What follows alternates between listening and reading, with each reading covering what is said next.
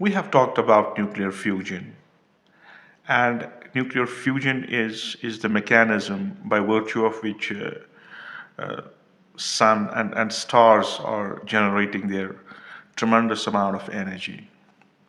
And we call this energy as stellar energy, or I should say energy source of stars that we are talking about here. So what it has been calculated that the sun radiates energy at the rate of 10 to the power of 26 joules per second, and and the sun is radiating at this rate for several million years, of the order of 5,000 million years. It's radiating this energy, assuming this to be a star or a sun. And the source of energy of the sun cannot be a chemical reaction, because the energy released in a chemical reaction cannot last long, for 5,000 million years. It has also been found that hydrogen and helium, they constitute nearly 90% of solar mass, and 10% of the other elements. Since these heavy elements present in the sun are very small in quantity, so the source of energy of the sun cannot be the nuclear fission. As we saw in the previous videos, to carry out nuclear fission, we need radioactive elements of whose mass number is very large. And so we cannot even think of nuclear fission being the source of energy for the sun. It was Hans Bethe in 1939. What he suggested is that the source of this solar energy is basically a thermonuclear reaction. That means fusion. And he proposed that the thermonuclear reaction takes place in the sun and other stars, because the other stars are also suns. And what he proposed is that it's this nuclear fusion reaction that's taking place in the sun and other stars. Nuclear fusion. And there are two possibilities. One is called as proton cycle, and it is a thermonuclear reaction in which we have different collisions of protons, and these collisions of collisions of protons, they lead or they result in the formation of heavy nuclei. So to proceed with this, let's write down the reaction, the proton cycle we would like to write down. So what happens basically is we have fusion of H11 and H11, and we have H21 plus a positron, a neutrino, and an energy of 0.42 mega electron volts. And then we have H12, the fusion with H11, and we have He32, a gamma ray photon, plus 5.49 mega electron volts. And then we have He32 plus He32, and what we have is He4 and 2 plus 2 times H11, and we have 12.86 mega electron volts of energy. So to say that what we have is the fusion of protons, and this fusion of protons results in the generation of tremendous amount of energy. You can see, so we can write down total energy per cycle, total energy per cycle released. So we will have to add up all of these energies. That's 0.42 plus 5.49 plus 12.86. They're all in mega electron volts, and this comes out to be 18.77 mega electron volt of energy. So the two protons produced in the last step that we have,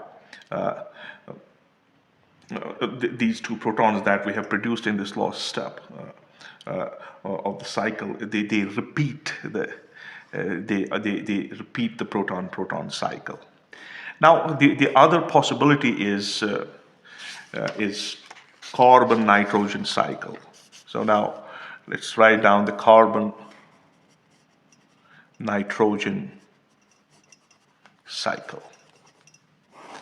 Now, in this case, this is a thermonuclear reaction in which carbon nuclei absorb a succession of protons until they emit alpha particles. Okay, and to become carbon nuclei.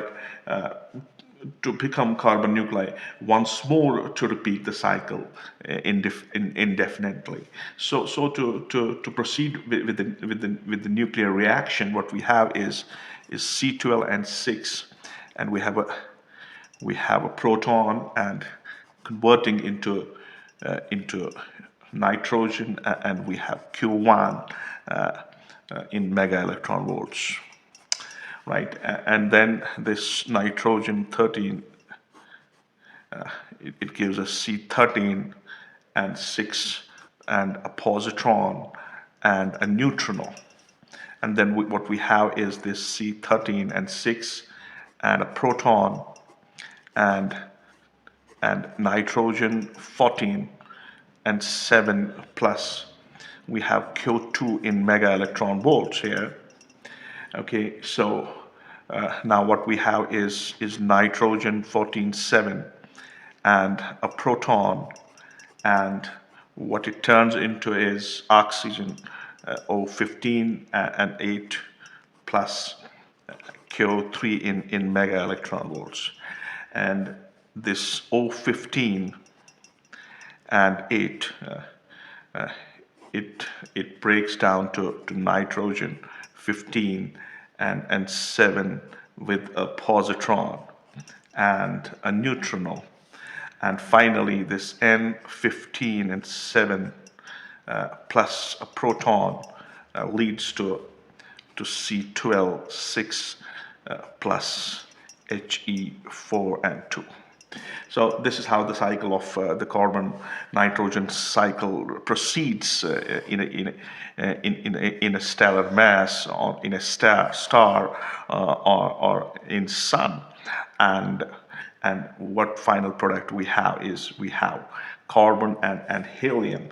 And if we add up all the energies that we have here, these energies they turn out to be nearly equivalent to the total energy in carbon cycle. Total energy is nearly 24.68 mega electron volts.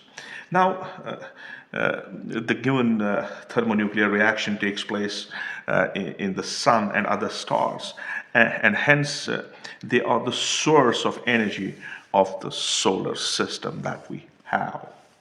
And to end this talk, this uncontrolled fusion, although the elements required for thermonuclear reaction, they are in abundance on the surface of Earth, but the temperature that's needed is nearly 10 to the power of 7 to 10 to the power of 8 Kelvin to fuse them, and to fuse them we need a temperature of that order, and we cannot fuse them, so that we cannot have nuclear fusion cannot be attained in the ordinary laboratories that we have. And to achieve this much of temperature, an atom bomb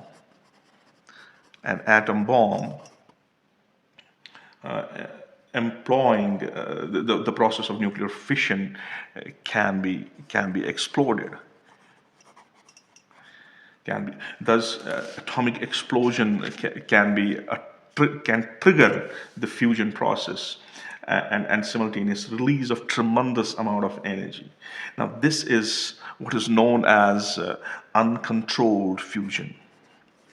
Uncontrolled fusion, where you can attain this temperature by exploding an atom bomb, where you can reach to a temperature of this order, where you can fuse the lighter atoms to yield energy, and to yield higher order elements. So this is what is known as uncontrolled fusion reaction, and is basically the basic source of what is called as hydrogen bomb.